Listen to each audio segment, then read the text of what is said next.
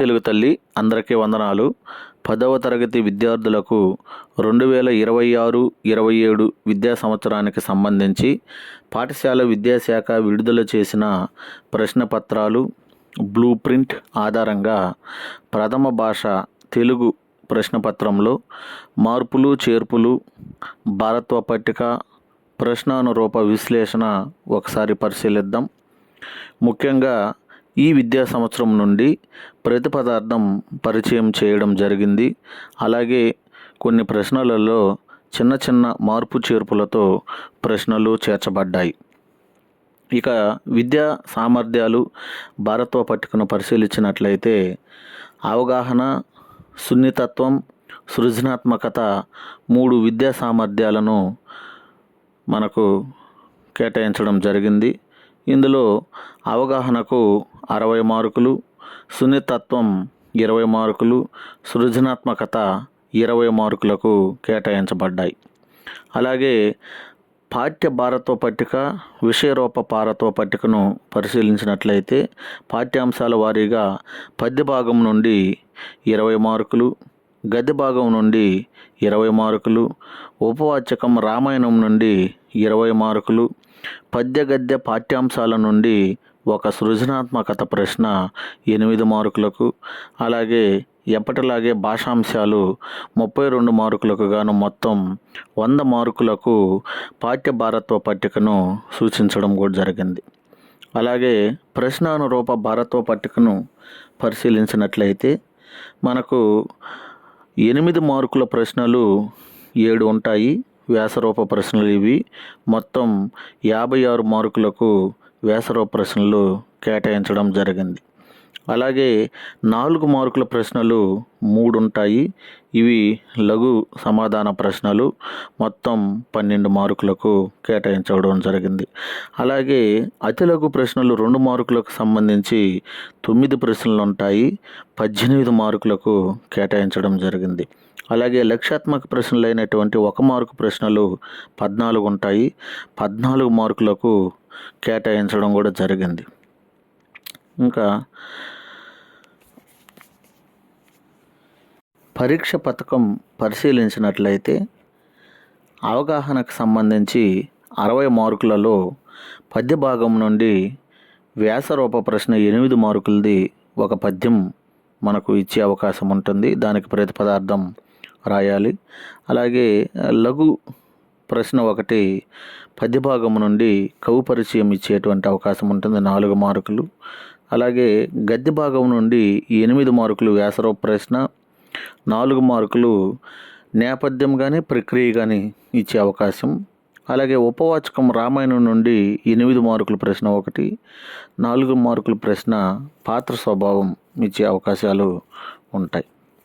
అలాగే సున్నితత్వం పరిశీలించినట్లయితే పద్య భాగం 8 మార్కులు వ్యాసరూప ప్రశ్న, అలాగే గద్య భాగం నుండి వ్యాసరూప ప్రశ్న ఇచ్చే అవకాశాలు ఉంటాయి. అలాగే సృజనాత్మకతను పరిశీలించినట్లయితే వ్యాసరూప ప్రశ్న ఉపవాచకం నుండి రామాయణం నుండి 8 మార్కులకు ఇచ్చే అవకాశాలు ఉంటాయి. అలాగే పద్య గద్య పాఠ్యాంశాలైనటువంటి సృజనాత్మకత ప్రశ్న ఒకటి 8 మార్కుల లెక్కన మనకు ఇచ్చేటువంటి అవకాశం ఉంటుంది. ఇక భాషాంశాలు అవగాహనలోను, అలాగే సున్నితత్వంలోను, సృజనాత్మకతలోను ఇచ్చే అవకాశాలు ఉంటాయి. ఇలా అవగాహనకు 60 మార్కులు, సున్నితత్వానికి 20 మార్కులు, సృజనాత్మకతకు 20 మార్కులు, మొత్తం 100 మార్కులకు బ్లూ ప్రింట్ని మనకు పూర్తి స్థాయిలో సిద్ధం చేయడం కూడా జరిగింది. ఇప్పుడు మనం ప్రశ్నానురూప విశ్లేషణ పట్టికను సామర్థ్యాల వారీగా ప్రశ్నల రకం, ప్రశ్నల యొక్క స్వభావాన్ని గురించి పరిశీలిద్దాం. ముందుగా సామర్థ్యం 1 అవగాహనకు సంబంధించి 1వ ప్రశ్న ప్రతిపదార్థం. ఇది అంతర్గత ఎంపిక ఉంటుంది. 8 మార్కుల ప్రశ్న, వ్యాసరూప ప్రశ్న.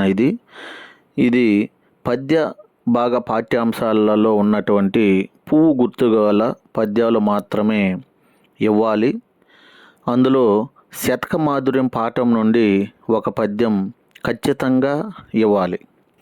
రెండవ ప్రశ్న పరిచిత గద్యం ప్రశ్నలు 8 మార్కుల ప్రశ్న. ఇది కూడా వ్యాసరూప ప్రశ్న. గద్య భాగ పాఠ్యాంశాలలోని ముఖ్యమైన పంక్తులను ఇవ్వాలి. జవాబు పూర్తి వాక్య రూపంలో రాయాలి.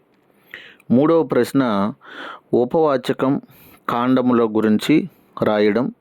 ఇది కూడా 8 మార్కుల ప్రశ్న, వ్యాసరూప ప్రశ్న. ఇచ్చిన సంఘటనలు ఏ కాండమునకు చెందినవో గుర్తించి ఆ కాండముల పేర్లు పూర్తి వాక్య రూపంలో రాయాలి. ఒకే కాండము నుండి 2 సంఘటనలు ఇవ్వరాదు. ఇక 4వ ప్రశ్న కవి పరిచయం. ఇది 4 మార్కుల ప్రశ్న, లఘురూప ప్రశ్న. అలాగే పద్య భాగం నుండి మాత్రమే ఇవ్వాలి. శతక మాధుర్యం నుండి కవి పరిచయాలు ఇవ్వరాదు.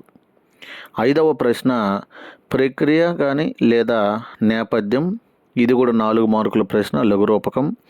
గద్య భాగం నుండి మాత్రమే ఇవ్వాలి. 6వ ప్రశ్న పాత్ర స్వభావం. ఇది కూడా 4 మార్కుల లఘురూపం. ఉపవాచకం రామాయణం నుండి మాత్రమే ఇవ్వాలి. 7వ ప్రశ్న అర్థాలు గుర్తించడం.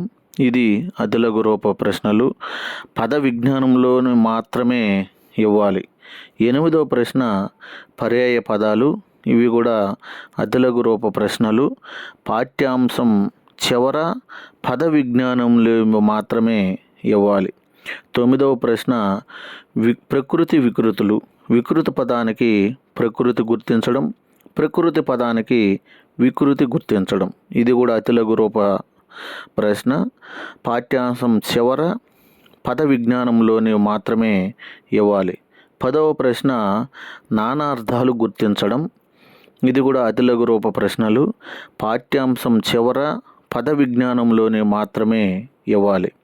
11వ ప్రశ్న వ్యుత్పత్త్యర్థాలు. అతి లఘురూప సమాధాన ప్రశ్నలు. ఇవి కూడా పాఠ్యాంశం చివర పద విజ్ఞానంలోనే మాత్రమే ఇవ్వాలి. 12వ ప్రశ్న వాక్యంలో ఇచ్చిన సంధి పదాన్ని విడదీసి రూపాన్ని గుర్తించడం.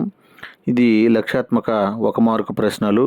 పాఠ్యాంశం చివర ఉండేవి మాత్రమే ఇవ్వాలి. 13వ ప్రశ్న సూచించిన సంధి పదాన్ని గుర్తించడం. ఇది కూడా లక్ష్యాత్మక ప్రశ్న. పాఠ్యాంశం చివర ఉండేవి మాత్రమే ఇవ్వాలి. ఇచ్చిన సంధి పదం ఏ సంధికి చెందినదో గుర్తించడం. ఇది కూడా లక్ష్యాత్మక ప్రశ్న. పాఠ్యాంశం చివర ఉండేవి మాత్రమే ఇవ్వాలి. సమాస పదానికి విగ్రహవాక్యం గుర్తించడం. 15వ ప్రశ్న లక్ష్యాత్మకం. పాఠ్యాంశం చివర ఉండేవి మాత్రమే ఇవ్వాలి.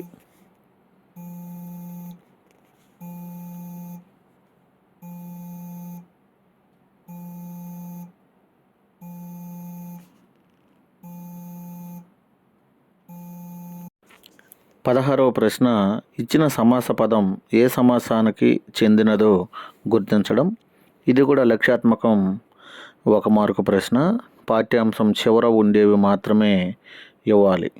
17వ ప్రశ్న సరైన ఆధునిక వచన రూపాన్ని రాయడం. లక్ష్యాత్మకం 1 మార్కు ప్రశ్న. పద్య గద్యాలలోని ప్రాచీన గ్రాంధిక భాషా వచనాలను పద్యపాదాలను ఇవ్వవచ్చు. వాటికి సరైన ఆధునిక వచన రూపాన్ని విద్యార్థులు గుర్తించాలి. 18వ ప్రశ్న వ్యతిరేకార్థక వాక్యం రాయడం. లక్ష్యాత్మక ప్రశ్న. ఏ పాఠం నుండి అయినా ఇవ్వవచ్చును, సొంతంగా కూడా ఇవ్వవచ్చును. 19వ ప్రశ్న ఇచ్చిన సామాన్య వాక్యాలను సంయుక్త వాక్యాలుగా రాయడం. లక్ష్యాత్మకం. ఏ పాఠం నుండి అయినా ఇవ్వవచ్చును, సొంతంగా కూడా ఇవ్వవచ్చును. 20వ ప్రశ్న సామాన్య వాక్యాలను సంశ్లిష్ట వాక్యంగా మార్చి రాయడం. లక్ష్యాత్మకం 1 మార్కు. ఏ పాఠం నుండి అయినా ఇవ్వవచ్చును, సొంతంగా కూడా ఇవ్వవచ్చును. 21వ ప్రశ్న కర్తరి వాక్యానికి సరైన కర్మని వాక్యాన్ని గుర్తించడం. లక్ష్యాత్మకం. ఏ పాఠం నుండి అయినా ఇవ్వవచ్చును, సొంతంగా కూడా ఇవ్వవచ్చును. 22వ ప్రశ్న ప్రత్యక్ష వాక్యాన్ని పరోక్ష వాక్యంగా మార్చి రాయడం. లక్ష్యాత్మకం 1వ ప్రశ్న ఏ పాఠం నుండి అయినా ఇవ్వవచ్చును, సొంతంగా కూడా ఇవ్వవచ్చును. 23వ ప్రశ్న ఇచ్చిన వాక్యం ఏ రకమైన సామాన్య వాక్యమో రాయడం. లక్ష్యాత్మకం 1 మార్కు ప్రశ్న. ఏ పాఠం నుండైనా ఇవ్వవచ్చును, సొంతంగా కూడా ఇవ్వవచ్చును. 25వ ప్రశ్న. సూచించిన వాక్యానికి ఉదాహరణ రాయడం. లక్ష్యాత్మక ప్రశ్న. ఏ పాఠం నుండైనా ఇవ్వవచ్చును, సొంతంగా కూడా ఇవ్వవచ్చును. 26వ ప్రశ్న సున్నితత్వానికి సంబంధించినటువంటిది. 8 మార్కుల ప్రశ్న, వ్యాసరూప ప్రశ్న. పద్య భాగం నుండి మాత్రమే ఇవ్వాలి.